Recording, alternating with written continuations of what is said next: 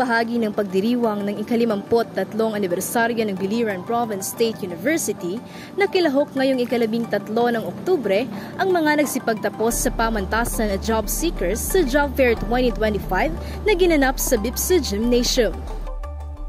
Layunin ng aktibidad na ito na bigyang pagkakataon ang mga lokal na residente pati na rin ang BIPSO alumni na makahanap ng trabahong angkop sa kanilang kakayahan at kurso maging sa lokal o internasyonal na larangan.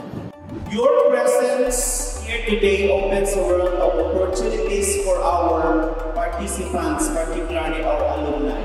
And we are deeply grateful for your participation and the potential pathways you are offering to our attendees. Kabilang sa mga lumahok na lokal na kumpanya ang Juice's Tropical Smoothie Cafe, LBC, Polycentric Landing Corporation, Chan Group of Companies, Mang Inasal, PHCCI MPC Tacloban, Bureau of Fire Protection at iba pa.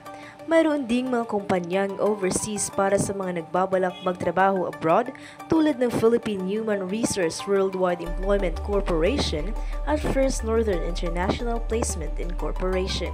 Upang matiyak ang maayos na daloy ng aplikasyon, ang mga aplikante ay dumaan sa 4 na hakbang. Una ang registration, pangalawa ang shopping area, pangatlo screening at panghuli ang formal na panayam. I prepare myself. I used to dress formally and then prepare my requirements such as resume, application letter, and then diploma, and then more. To make me as an applicant stand out, I usually prepare my confident and then my positive attitude so that I can answer the job interview confidently and smoothly. And this is very helpful for me, especially I'm a fresh graduate, and then this is a big opportunity to have a career in the future and to help my family and to myself also. Thank you.